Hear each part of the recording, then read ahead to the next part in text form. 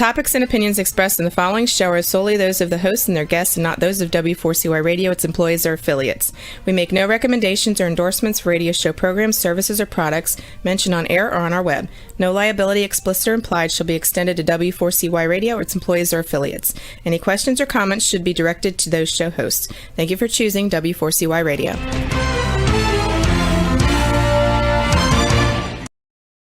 Welcome back, everyone, to the Geeks, Geezers, and Googlization Show, the home of Googlization Nation, where we talk with HR and business thought leaders about the crazy shift going on in the world of business, technology, and HR. Here's your host, Ira Wolfe.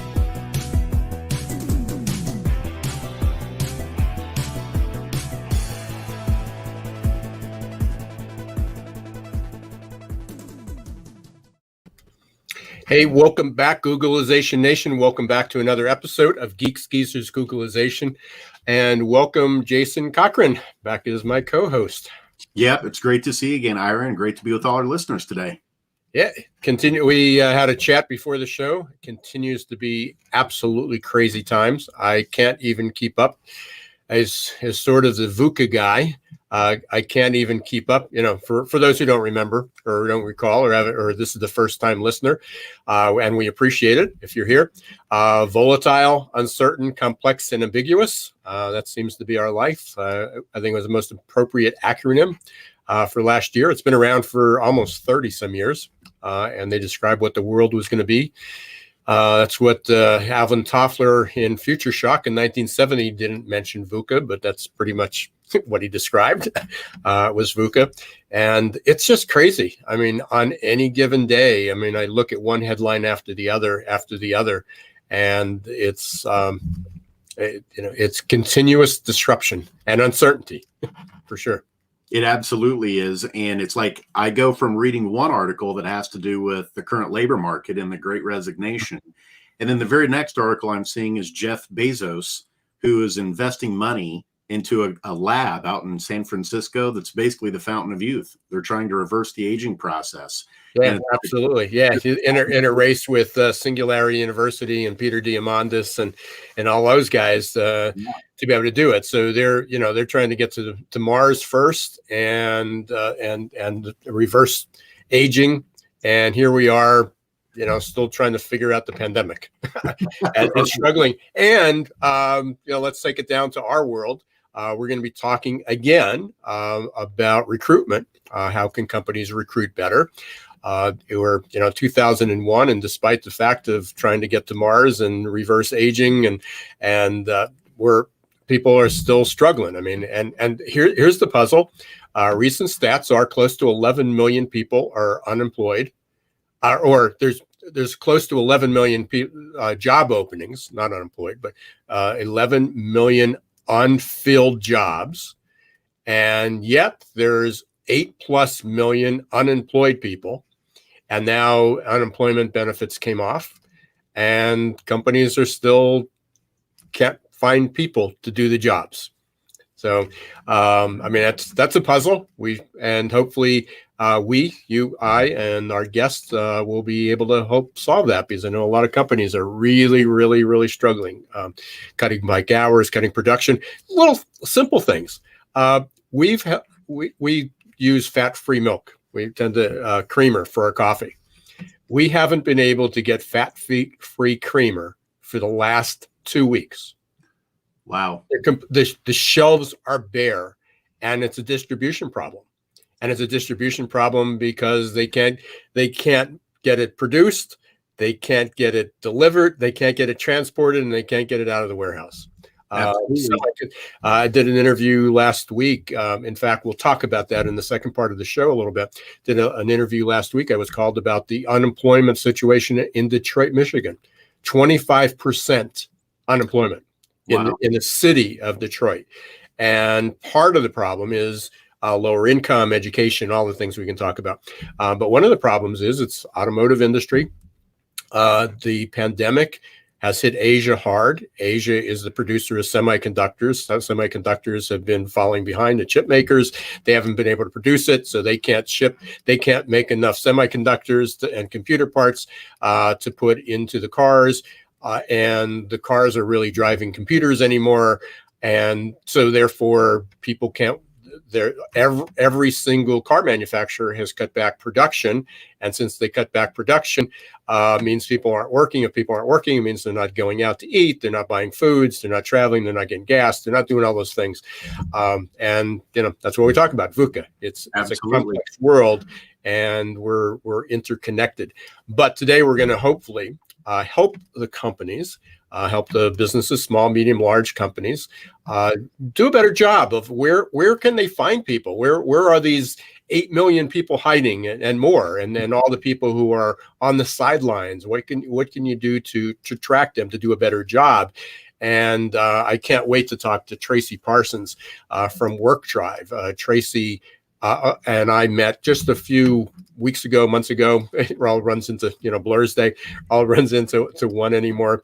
And Tracey, she was a soulmate. I mean, I'm talking, she's thrown out all this data. She had some research I hadn't heard yet, and she's going to share some of that today. So without further ado, let's get Tracey on here and see how we can help companies find the talent, access the talent, and then hire them. So hopefully Tracey's coming on board here. Tracey. There she is. Hey. She is. Hey. Technology delays. So look at us go. Yeah, here we are. And we were talking before your wonderful community that you have in the background, your Lego community, right? My tiny town.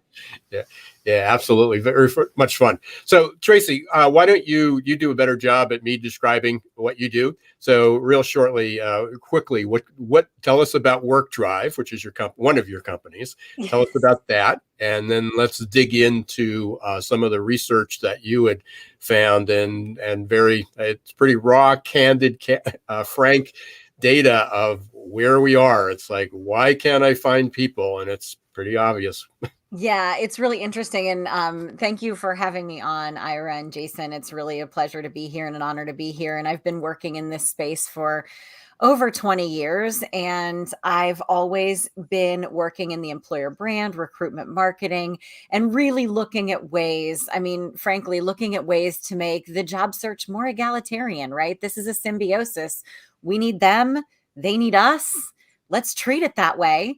And for ages, we've never treated it that way. It's always been this power struggle. And ever since, they coined the phrase, the war for talent, I've just shuddered at this idea, because quite frankly, that is fantastic marketing fodder. So whatever product they were selling there is great. But the reality is the job seekers have no interest in war. They just want something meaningful to do for a fair wage. Like, we're making something so simple, very complicated, and needlessly so. Yeah, absolutely. And I still can't get it past people. I mean, the strategies that companies are still using, we're going to give $1 more. We're going to have a signing bonus. We're going to throw in another perk. We'll have a pool table. We give you pizza. I mean, it's like, okay, what's the next, perk of the day? What's the next tactic? And it's really about, hey, we're willing to give them a paycheck. And what can we do to help say it's got to be more than a paycheck? People, and I think we're seeing that. Last week we had, and I think Danielle Farage. Do you know Danielle? Yeah. So yeah, she was on with Rosa Beltran, and we had a great conversation about Gen Z. And I mean, so articulate, so smart, so bright. And it's like, we just want to find purpose. We just want to have respect, dignity. I mean, it doesn't cost anybody to do that. We just want to be able to show up and feel like we're doing something worthwhile. And it doesn't mean saving the world. It's just at the end of the day, like, we accomplished something. Well, and I think I think that there is a growing population of people who do look at their work for meaning, but I think we spend an inordinate amount of time focused on that group, because the bulk of the job seekers out there they don't want a job. Nobody wants a job. This was one of the things that came out very, very clear in the research that we did. And we did this broad scale social listening study with my partners at PandoLogic. And it was basically scouring the internet for comments, blog posts, social posts, Twitter, Reddit, anything out there that people are talking about around looking for a job, getting a job. We wanted to understand what their sentiment was. We wanted to understand what they were talking about. And the reality is, very, very plainly, nobody wants a job. They need money. And we always lose sight of that. So yeah, I think it is great if you can throw an extra $1 an hour to your workforce. That's going to move the needle, because quite frankly, nobody shows up for free. Like this is the reality that we live in. We are paid to work. Work is hard. It is not fun. We have to pay them to show up. And we need to start acknowledging that. And for years, we got really far away from this notion of, oh, if we just obscure this whole idea of pay and talk about ping pong tables and talk about mini Lego cities and talk about all these perks, then maybe we'll obscure the fact that, you know, we don't pay so well. And the reality is, CEO compensation has gone through the roof in terms of compared to the average worker, and the money is there. It's just not being spent in the ways that your average worker is seeing. And so I think that while the last 18 months has been really VUCA, like super VUCA, if that's a thing, it's actually jarred millions of people awake. Like Lynn Bailey and I talk on our podcast about the Great Awakening. It's not necessarily the Great Resignation. It is the Great Awakening. And I told the story earlier today when I was talking to somebody. It's like, for years, we were all on this really epic hamster wheel, right? All the workers in the world on the hamster wheel. And then somebody jammed a pencil in the hamster wheel, and all of us hamsters went flying all over the place. And we're like rubbing our little hamster heads because we've been concussed from being thrown off the hamster wheel. And now we're looking around going, oh my God, there's grass out here. You guys, did you see this thing over here? I could actually do something totally different. I don't even know where the wheel is. Meanwhile, the decision makers, the people that are making, 314% more than the rest of us, are over there like putting tape over the pencil and going, hey, do you hamsters mind getting back on the wheel? And all of us hamsters are going, yeah, no, we're good. Right. So the secret is fix the wheel, right? Make the wheel better. Focus on the balance that you can create. Why do we have hours, right? If we can meet a production schedule in a different framework, let's meet the production schedule. But we also have to look at things like where we're building factories. And I just finished a research project for a customer. I was like, hey, you guys build a factory where you have 2,000 people in that town and your factory employs 1,600 of them, and you need to grow by about 30% this year. And I'm the one that has to tell you that you're literally out of people. Mm-hmm. So, and then compounding that, yes, I've been, like you, you're either listening to podcasts, you're on the podcast, you are the podcast, you are the interview. I was on a salon yesterday, and it's a group of about 20, 25 of us meet every week, and they talk about different things. And this week's topics happened to be climate change. Okay. And somebody brought up the topic of in the South, that I can't remember the exact percentage, but I think it's 24 out of 25 of the largest poultry manufacturers, processors are in the Southeast. With climate change above 70 degrees, chickens don't live. So you have a whole industry that is built because people were there processing chicken and meat processing and everything else in a climate that is continually increasing at risk. I mean, we're not talking shorelines and waters and everything, just the temperatures that we're going to have, that's going to be havoc. And then, so where are the people? And so they're talking about, is this a revitalization of, like South Dakota, North Dakota, Montana, Idaho, or what about Canada? I mean, and then they came back and they said, well, that's fine in Canada, but they got their own problems because of the glaciers melting. So the fact is that we've got all these things going around. I love this, and we'll get back to talking about the data here. Thomas Friedman Most of you are familiar. In his last book, the only reason that's came back to me is because I'm teaching my organizational leadership master's program again. I thought I had a year off, and they said, no, we got like 9 people registered, and we got it. You're doing it again. So I was going to let me refresh the concept, and I just came across this. He talks about the 3 climate changes. It's not just the meteorological climate change, which is one, which is going to impact and change us. We have a labor, a demographic, a social demographic change, and we also have a technology climate change, and all of these are simultaneously disrupting. So he talks about 3 climate changes, and the climate change that we talk about that we can't get our heads around is the weather.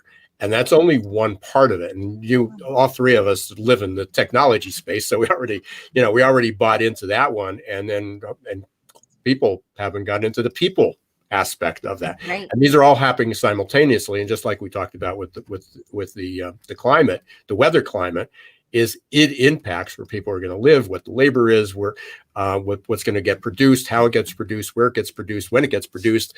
And we're also global. Right. There's other places to go. So let's go back to our data. Yes. So we'll get off our pedestal here. Let's go back to the data. You dug in, you worked with PandaLogic. You had some phenomenal data, and I'm a data hound, and this is my space as well. And it was like, no, I didn't hear that one before. So share with us some of the big findings you had.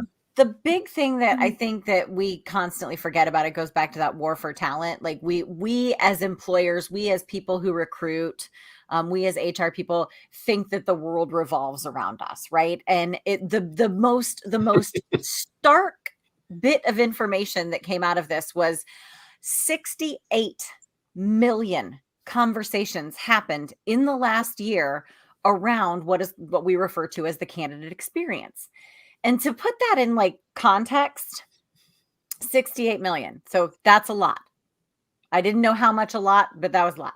So then I looked back, I was like, okay, well, what does it compare to like something, like a big deal, like the Olympics, right? How much does it come? How many conversations were happening around the Olympics in the last calendar year with a cancellation and a reschedule and all kinds of crazy scandals that happened with the Olympics?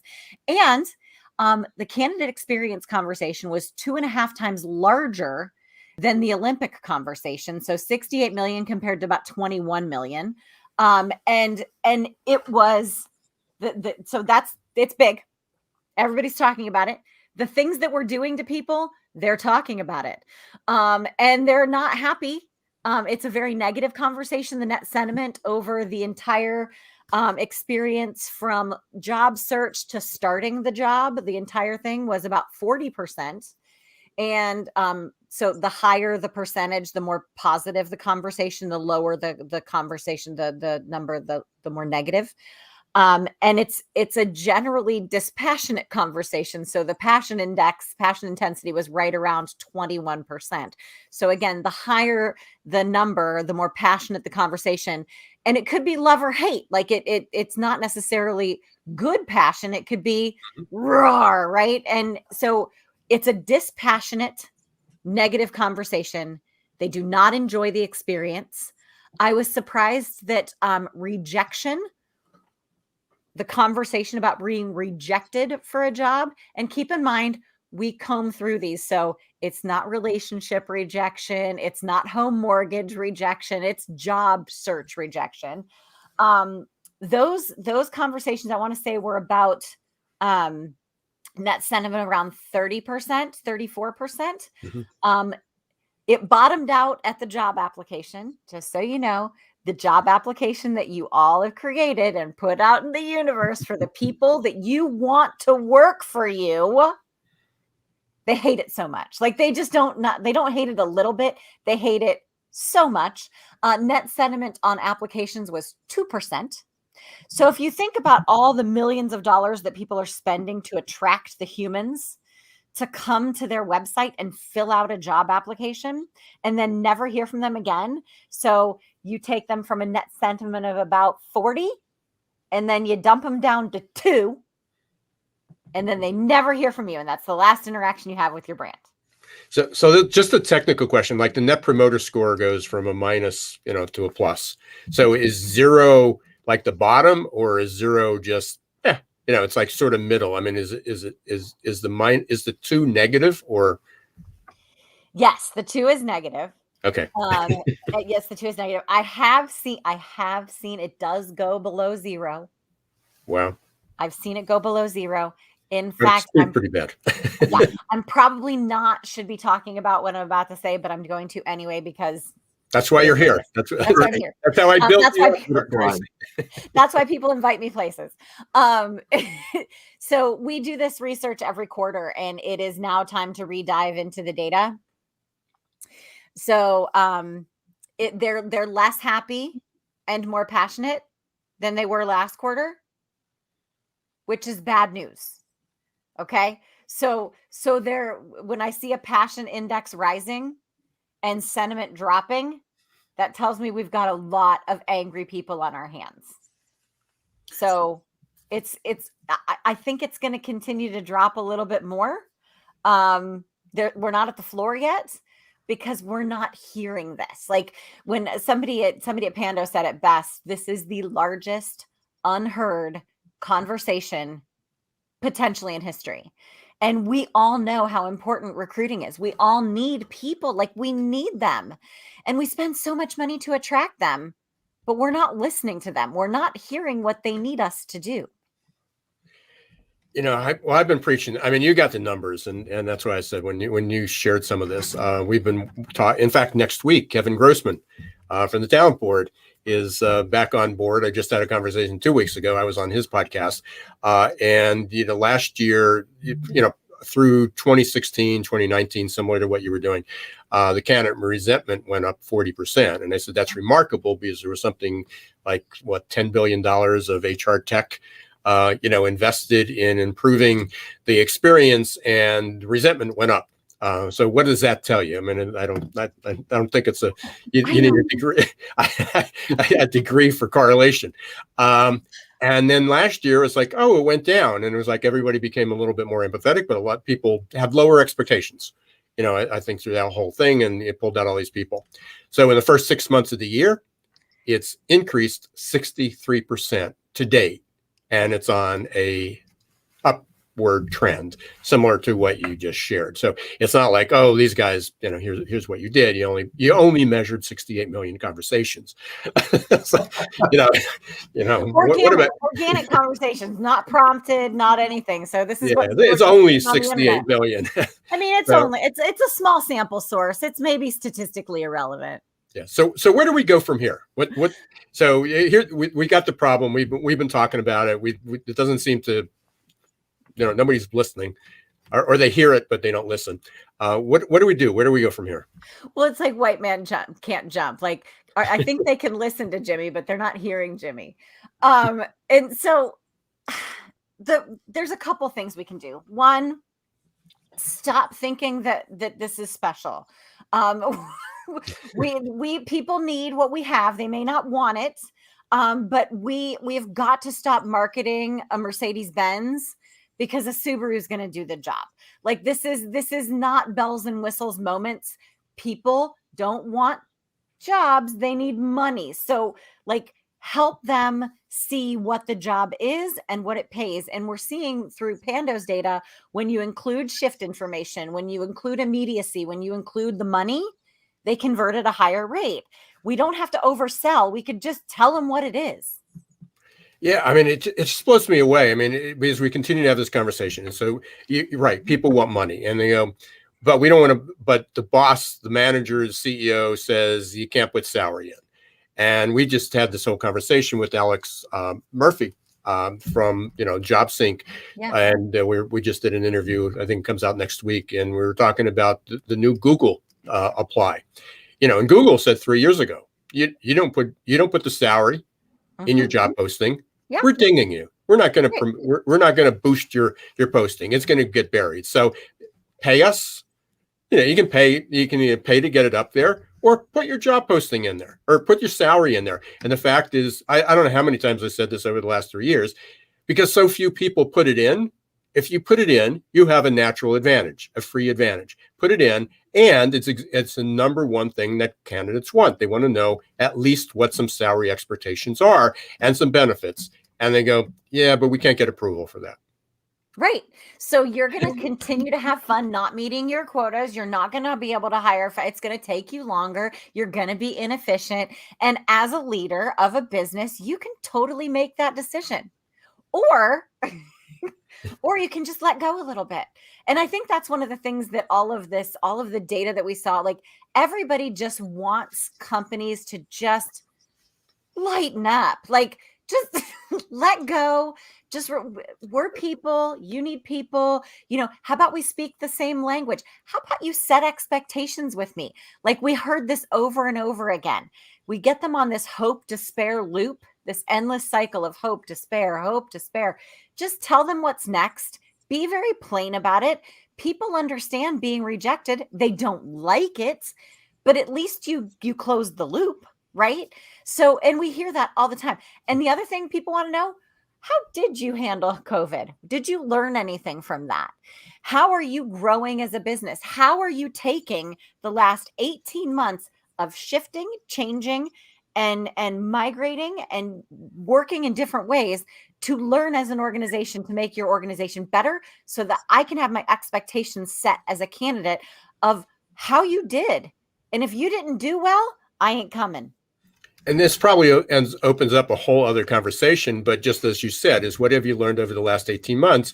And then you get this edict that comes down is, oh, we're 100% on site in 2 months, or we delayed it a month, which just pushes out the uncertainty when 70% say we want hybrid. We're willing to come back, but not every day. And they go, well, that's not an option.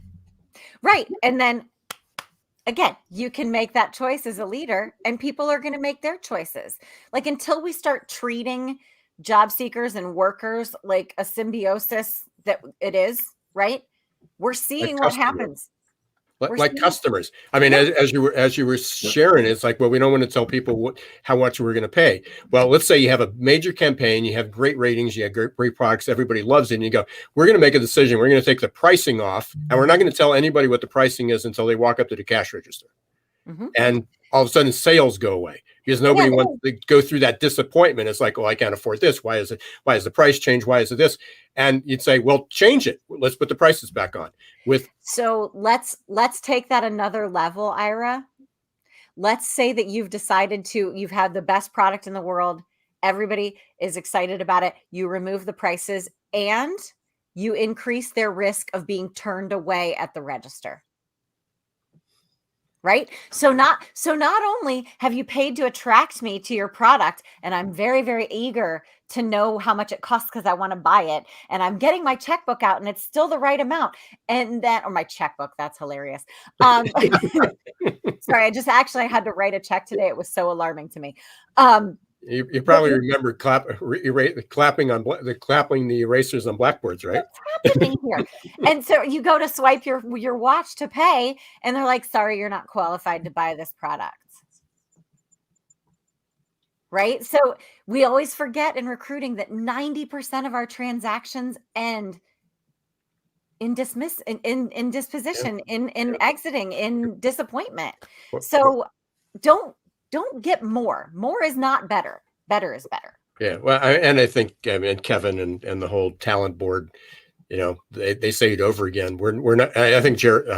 I always want to say Jerry Springer, but Jerry Crispin. I don't know why Jerry Crispin always says we're in the employee rejection business. Yeah. It's not an employee selection business. It's an employee rejection process. And it's how do you prevent disappointment turning into resentment and anger? Yes. And I tell people, like, your goal as a talent acquisition strategist is to create fewer sad people. That should be your goal. That's where your bar is. Did we create fewer sad people this month? Then yes, great. Right? That's a good bar. because the bar that we've set for ourselves is not shared by candidates. Like we are speaking different languages. We do not set their expectations, and they're starting to get very resentful because we are acting like we're on a power trip. I can't tell you how many C-suite executives I've met in my career that said people would be lucky to work here. I was like, no. I mean, I run my own company, and I know nobody's lucky to work here. It's hard. We expect a lot, but we pay you, and we have fun. We're lucky as employers. We're lucky to have the good people that we get. Yeah. We're the one that are lucky. We're the lucky ones. Yeah. And the consequences, it seems like there's no hiding now, right? No. It used to be before, like if you had a bad candidate experience, maybe that person complains to their family members or some close friends about, hey, this was a terrible experience. I wouldn't recommend you work here. But what has been going through my head over this last week was when Danielle and Rosa were with us last week talking about Gen Z, Danielle made the comment, we have eyes and ears everywhere. Yeah. Gen Z. We have so much information at our disposal. We have platforms where we all talk together around the world. And if you think that your employer brand can escape a bad candidate experience, you're kidding yourself now. There's no more hiding. No. And so it's just alarming to me why these companies won't even do something as simple as posting the salary. Are there any clear reasons as to why they still operate that way? Yeah, one of them is we don't want our current employees to know that this role pays more than they make. Yeah, that's a problem. Yeah. And I always but fix that. But we are committed to diversity, inclusion, and equity.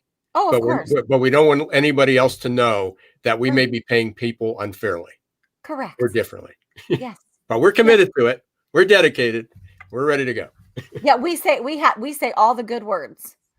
We say all the good words. They're just not matched in deeds. And to your point, Jason, not only are there platforms everywhere that are telling these stories. I mean, I see them everywhere. I've got a Gen Zer in my house. I always like to tell people that I'm the world's oldest millennial, because I get I get it, right?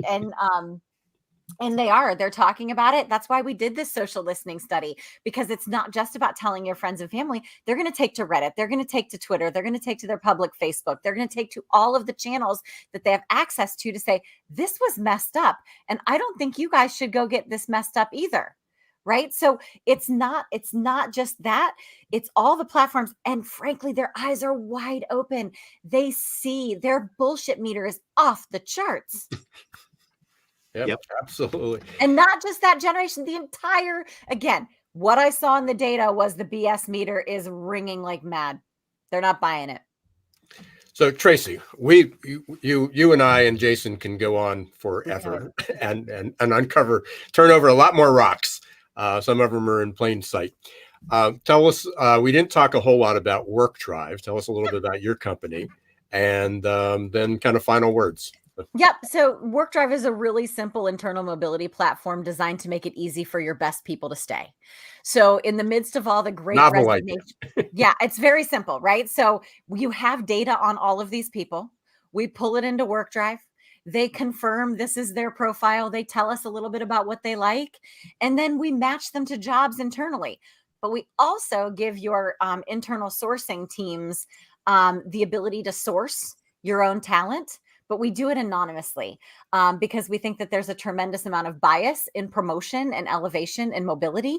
And so we mask your talents profiles, and we just hope that, and we're seeing that the best people with the best skills are bubbling up to the top of the lists and getting tapped for new roles internally. And just so people are clear, I mean, this is way more than an employment engagement survey or a survey. I mean, you're capturing data from all over the place. Correct? Absolutely. Yep. Looking in the HCM and the ATS, allowing uploads, and we're really, it truly is. Again, we hear this all the time. Well, we have an internal job board. I'm like, yes, you do. And I will tell you that your people are 5 times less likely to use that internal job board because you treat them like everybody else. See, you touched on this, Ira, at the beginning, and why a lot of HR technology fails and why ours is showing to be pretty successful at this early stage is that we designed this for the people.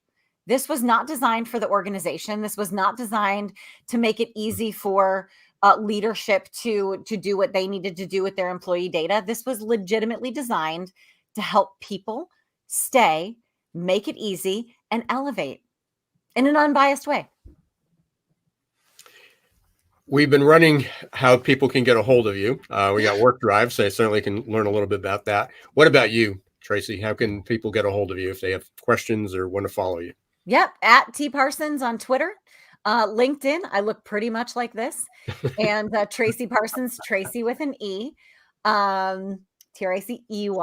And LinkedIn, that's me on the and if you want to drop us an email, I get all the emails at hi@workdrive.com. So, that's the life of a startup founder. You just get all the emails. And we will put those links in the rights and the show notes and the blog and everything else out there. It's great to see you again. Any final words, final comments? What should The only thing I would just say, you guys start listening. If you have an opportunity to talk to a job seeker, ask them the hard questions and be prepared to just absorb that information. You do not have to respond. You do not have to ask. Listen to understand, not to respond. Yeah, it's so crazy. I mean, it's so many people say, well, how would we find that out? And my answer is always ask. Not hard, doesn't cost you anything, don't have to buy, don't need a new budget.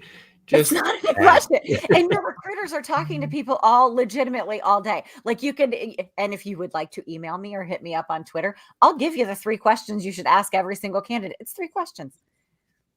And they'll need to do that. So yeah. Tracey, appreciate it. Stay safe. Have a great, I'm sure we'll be in touch. Can't wait to see the next quarter research come out. It should be fascinating. We'll maybe we can get you back on, or sounds good. We'll be talking about you one way or the other. Safe travels. Stay safe. Appreciate you. Thank you. Thanks so much, guys. Not disappointing at all. Tracey Parsons keeps us alive. And again, I knew we talked about some of the data. I forgot some of the numbers, but thinking about that, listening in on 68 million different conversations and pretty clear message, and companies still aren't getting it. Hopefully we changed a few minds, or at least turned a few heads today, Jason.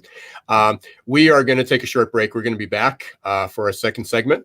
We ran a little bit over, so we'll have a few minutes here, you and I, Jason. But thank you, Googlization Nation, for being here. Thank you for listening to another episode of Geeks, Geezers, Googlization. We will be right back in a few minutes. Stay tuned. We hear from our sponsor, Success Performance Solutions. A lot of you might be feeling like you're standing in deep shift. But do you know what grows and rises out of deep shift? Opportunity. To successfully navigate the shift to the new normal, each of us must learn to rapidly adapt to the speed of change. Some of us are hardwired for this. Others, not so much.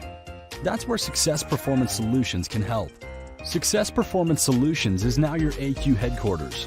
Whether you are personally struggling with the next chapter in your career or wondering how ready your team is for fast, disruptive change, our AQ assessment and coaching will provide you a detailed, scientifically backed roadmap to guide you into the new normal. Optimize your adaptability today. Contact Success Performance Solutions about evaluating your team's change readiness or joining our upcoming AQ Masterclass. Visit successperformancesolutions.com or call us at 800-803-4303. Hey, welcome back, everyone, to our second segment of Geeks, Geezers, Googlization. Thank you for being part of Googlization Nation. If you're not a member yet, it is free. And please join the community, googlizationnation.com. You'll get updates generally weekly about some webinars, other events, things that are going on in our world, summaries of the podcasts, and so forth. So where you have thousands of people that are part of it, and hopefully you'll continue to spread the word, being part of Googlization Nation. Jason, before we talked about in the first part, another great interview with Tracey Parsons from Work Drive. I highly recommend you go up and follow her. She's fascinating with the information she has. But I mentioned during that about the Detroit unemployment, 25%. rate, and lots of reasons we got into it, not necessarily because they had 25% unemployment, because, one of the reasons was the supply chains. And, we can talk about meat processors and food and almost any supply. Customer service is short, call centers are short on people, long delays, people are not getting the service they need. But this, we started out the show talking about headlines that pop up.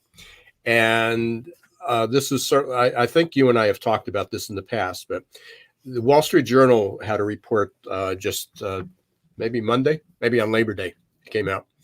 And they just said that 61% of the student population that just started college, 61% are women, highest ever, all-time high. Used to be about 70-30 to men. For those of us who are around a while, I mean, when I went to a class, and started college, 50 years ago, there definitely was a predominantly male class, especially for the professionals. Women went to state colleges to get teaching degrees and nursing degree, or they went to nursing school, and then all of a sudden, even medical school, medical schools, law schools, accounting, are now predominantly female. Wow.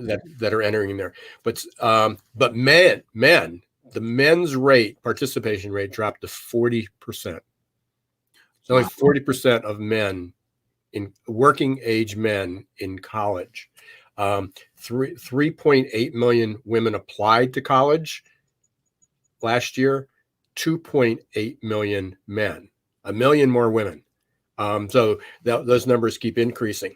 And then I thought this was incredibly powerful.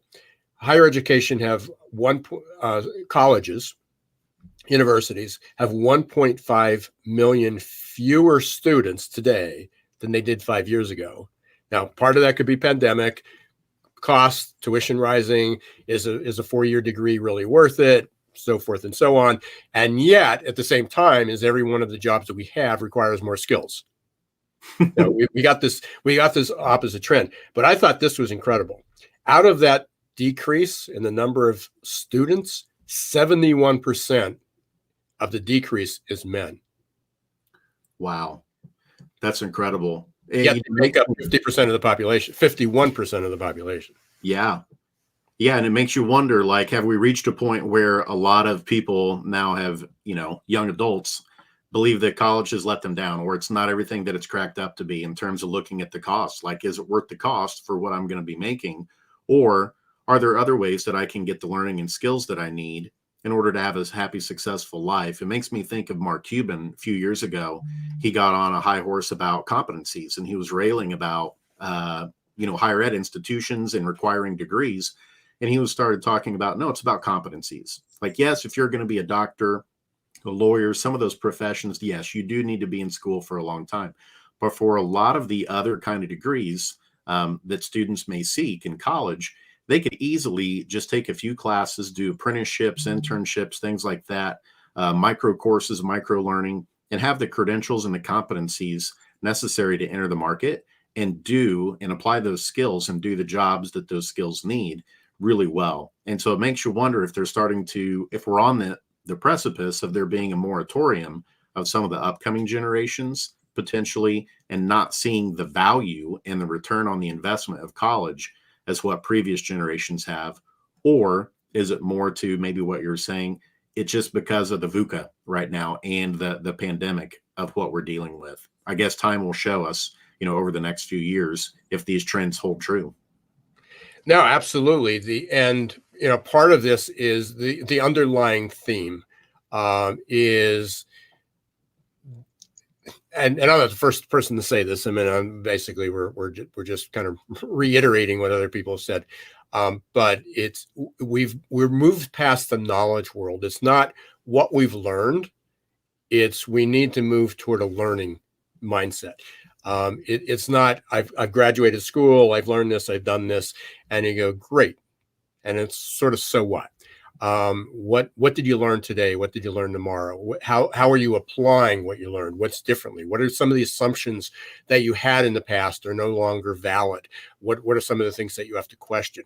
So as we move forward, we're really moving from it's really a continuous learning. It's not, but it's beyond just education. It's not, well, I'm going to get get a 2-year degree, a 4-year degree. I'll get my master's. I get my PhD. I'll get a certification.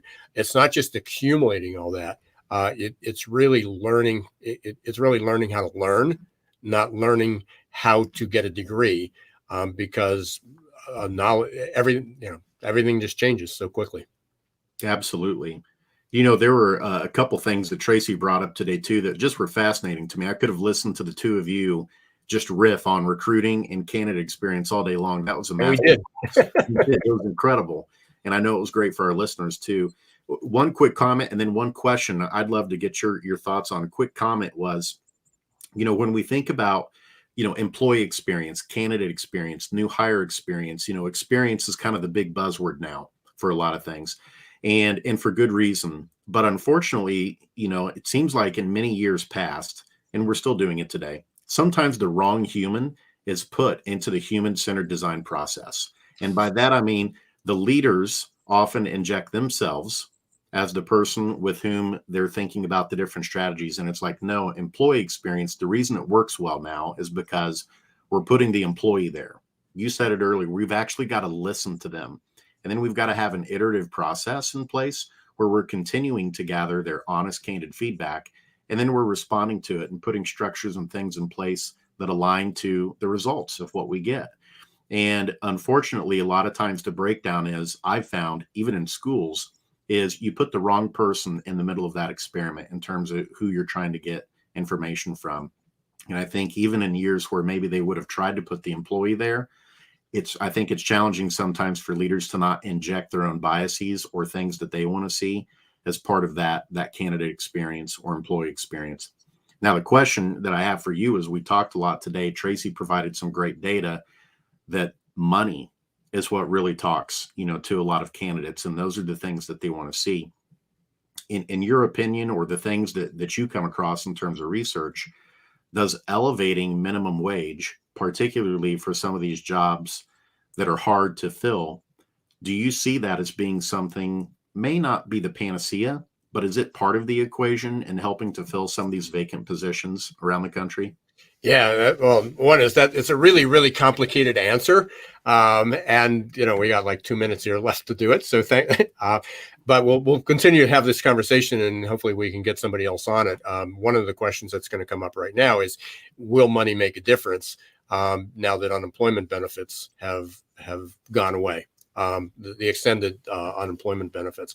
And, in fact, I did an interview with that. And Roxy, if you can roll I think I sent it to you, the successperformanceSolutions.com/media.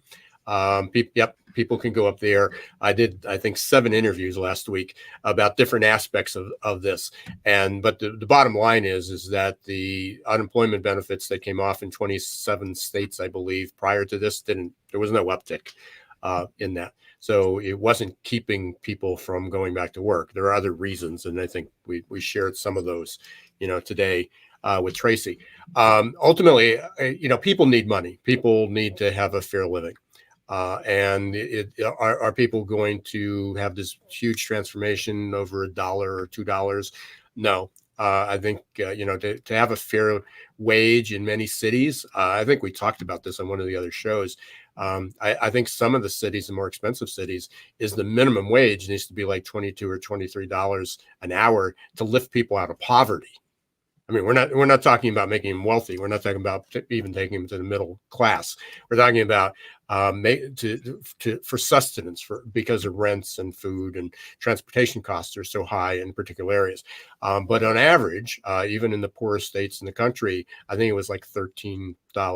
Mississippi, Alabama, West Virginia, I think it was about $13 or $14. So just to treat people fairly, that they're going to work, that feel like they're being treated with dignity. They can put food on the table. They can take care of their families. They can do what they need to do. Should people be paying $7 or $8 an hour? The answer is, no. And I think those days are gone. Hey, we give them benefits, and they don't realize how expensive healthcare is. No, they don't. But that healthcare may save them money when they need it, but it doesn't help them put food on the table. So I think there's a rude awakening. Companies are going to have to figure out how to make that model. It's certainly going to be disruptive. A lot of businesses are going to fail because of this, because they don't have a good business model. And we're going to have to change that. And I keep looking at our warning here. I keep getting a warning from Roxy. So we can be on this our sandbox, our soapbox for a while. But it was a great conversation, and hopefully we're going to have many more of these. If anybody out in Googlization Nation, any of our listeners, we really value you. If you have any thoughts, if you agree, disagree, please let us know. We may even welcome you to come on the air with us and chat about it. But again, thank you very much. I know you have a million choices here every week. Appreciate you being a listener for Geeks, Geezers, Googlization. Hopefully, if you're not a member yet, you will join Googlization Nation. Jason, any final words there for the week? So really enjoyed it today. I learned a great deal, and I know that our listeners did too, on recruiting and candidate experience, and looking forward to continuing it next week. And I'm excited to having you nearby, side by side. Look forward each week to having you back. Until next week, don't let the shift hit your plans.